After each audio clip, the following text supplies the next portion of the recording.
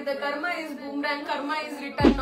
ಮಕ್ಕಳು ಬೆಳಿಬೇಕಲ್ವಾ? ದಯವಿಟ್ಟು ತಂದೆ ಮಗಳ ಸಂಬಂಧಕ್ಕೆ ಬೇರೆ ಒಂದು ಅರ್ಥವನ್ನ ಕೊಡಬೇಡಿ. ನನಗೆ ಯಾವ್ದು ಈಸಿಯಾಗಿ ಸಿಕ್ಕಿಲ್ಲ ಇದುವರೆಗೂ.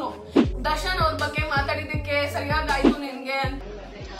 ಬೆಂಗಳೂರಿನ ಮಸಾಜ್ ಪಾರ್ಲರ್ ಒಂದರಲ್ಲಿ ಹಣವನ್ನ ವಸೂಲಿ ಮಾಡಿದ್ದಾರೆ ಎಂಬ ಆರೋಪವನ್ನ ಹೊತ್ತಿದ್ದ ಸುದ್ದಿವಾಹಿನಿಯ ನಿರೂಪಕಿ ದಿವ್ಯಾ ವಸಂತ ಅವರೊಂದಿಗೆ ಆತ್ಮೀಯವಾಗಿ ಕಾಣಿಸಿಕೊಂಡಿದ್ದ ವ್ಯಕ್ತಿಯೊಂದಿಗೆ ತರಹೇವಾರಿ ಸಂಬಂಧವನ್ನ ಕೂಡ ಕಲ್ಪಿಸಲಾಗಿತ್ತು. ಆದರೆ ಈ ಬಗ್ಗೆ ಸ್ಪಷ್ಟನೆ ನೀಡಲು ವಿಡಿಯೋವೊಂದನ್ನ ಪೋಸ್ಟ್ ಮಾಡಿಕೊಂಡಿರುವ ದಿವ್ಯಾ ವಸಂತ ಅವರು, ನನ್ನನ್ನು ಈ ಒಂದು ವ್ಯಕ್ತಿ ದತ್ತು ತೆಗೆದುಕೊಂಡ ವೆಂಕಟೇಶಪ್ಪ ಅಂತ ಹೇಳಿಕೊಂಡಿದ್ದಾರೆ. ನನ್ನೊಂದಿಗೆ ಇದ್ದಿದ್ದು ಬೇರ್ಯಾರೂ ಅಲ್ಲ, ನನ್ನ ಒನ್ ಅಂಡ್ ಓನ್ಲಿ ವೆಂಕಟೇಶಪ್ಪ.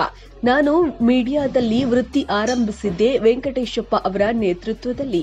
ನಾನು ಟಿವಿ ಒಂದರಲ್ಲಿ ಮೆಟ್ರೋ ಚೀಫ್ ಆಗಿ ಕೆಲಸ ಮಾಡ್ತಾ ಇರುವಾಗ ಒಬ್ಬನು ಸತ್ಯವನ್ನು ಕೂಗಿ ಹೇಳಿದ, ಯಾರು ಕೂಡ ಕಿವಿಗೊಡ್ಲಿಲ್ಲ. ಇನ್ನೊಬ್ಬ ಸುಳ್ಳನ್ನ ಮೆಲ್ಲನೆ ಸುರಿದ, ಎಲ್ಲರೂ ಕೂಡ ತಲೆದೂಗಿದ್ರು. ಸುಳ್ಳಿಗೆ ಇರುವಂತಹ ಬೆಲೆ ಸತ್ಯಕ್ಕೆ ಇಲ್ಲ. ಮುಜುಗರದ ಸುಳ್ಳುಗಳನ್ನ ವ್ಯವಹರಿಸುವುದು ಒಂದು ಸವಾಲಿನ ಮತ್ತು ದುಃಖದ ಅನುಭವವಾಗಿದೆ.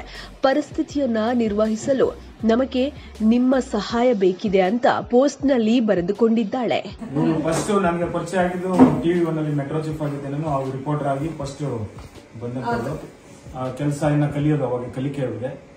ತುಂಬಾ ಎಫರ್ಟ್ ಆಗ್ತಿದ್ಲು, ಡೇ ಅಂಡ್ ನೈಟ್ ವರ್ಕ್ ಮಾಡ್ತಿದ್ಲು. ಇವಳು ಎಫರ್ಟೇ ಇವಳನ್ನ ಇವತ್ತು ಅಲ್ಲಿಗೆ ತಗೊಂಡೋಗಿ ನಿಲ್ಸಿದೆ. ಅಫ್ಕೋರ್ಸ್ ನನಗೂ ಹೆಣ್ಮಕ್ಳಿಲ್ಲ, ಇವಳು ನನ್ನ ಮಗಳ ತರ.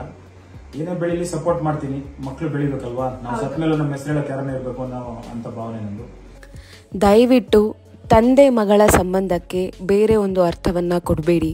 ನಿಮ್ಮೆಲ್ಲರಲ್ಲೂ ನಾನು ರಿಕ್ವೆಸ್ಟ್ ಮಾಡ್ತಿದ್ದೀನಿ. ಅದು ಅಲ್ಲದೆ ಆ ಕಮೆಂಟ್ ಬಾಕ್ಸಲ್ಲಿ ಎಲ್ಲಿ ಆ ಮುದಿಯ, ಎಲ್ಲಿ ಆ ಮುದಿ ಅಳಿಮಯ, ನಿಮಗೆ ಮನ್ಸಿಗೆ ಬಂದ ಹಾಗೆ ಕಮೆಂಟ್ ಹಾಕ್ತಿದ್ದೀರಾ. ಇದರಿಂದ ತುಂಬಾ ಹರ್ಟ್ ಆಗ್ತಿದೆ. ಏನೂ ಇಲ್ಲದೆ ಇದ್ರೂ ಇದೆ ಅಂತ ಹೇಳಿ ತೋರಿಸ್ತಿದ್ದೀರಾ. 2 ಸೆಕೆಂಡ್ ವಿಡಿಯೋವನ್ನು ಸ್ಲೋ ಮಾಡಿ 5 ಸೆಕೆಂಡ್ ಮಾಡಿ ರಾಸಲೀಲೆ ವಿಡಿಯೋ ಅಂತ ಹೇಳ್ತಿದ್ದೀರಾ. ಅದರಲ್ಲಿ ಎಲ್ಲಿ ನಿಮಗೆ ರಾಸಲೀಲೆ ಕಾಣಿಸ್ತಿದೆಯೋ ಆ ದೇವರು ಒಬ್ಬನಿಗೆ ಗೊತ್ತು. ಇನ್ನು ದರ್ಶನ್ ಅವರ ಬಗ್ಗೆ ನಾನು ಮಾತನಾಡಿರುವ ಬಗ್ಗೆ ನನ್ನ ಮೇಲೆ ದ್ವೇಷ ಇಟ್ಕೊಂಡು ಈ ರೀತಿಯಾಗಿ ಕೆಟ್ಟದಾಗಿ ಟ್ರೋಲ್ ಹಾಗೂ ಕಮೆಂಟ್ ಅನ್ನ ಮಾಡಿದ್ದಾರೆ ಅಂತ ದಿವ್ಯಾ ವಸಂತ ಅವರು ನೋವನ್ನ ತೋಡಿಕೊಂಡಿದ್ದಾರೆ. ನಾನು ಕೂಡ ದರ್ಶನ್ ಅವರ ಅಭಿಮಾನಿ. ಆದ್ರೆ ನಿರೂಪಕಿಯಾಗಿ ನಾನು ಸುದ್ದಿಗಳನ್ನ ಮಾಡುವುದು ನನ್ನ ಕರ್ತವ್ಯ. ಹಾಗಾಗಿ ನಾನು ಮಾಡಿದ್ದೇನೆ. ದರ್ಶನ್ ಅವರಿರುವಂತಹ ಫ್ಯಾನ್ಸ್ ಬಳಗ ಬಹಳನೇ ದೊಡ್ಡದು.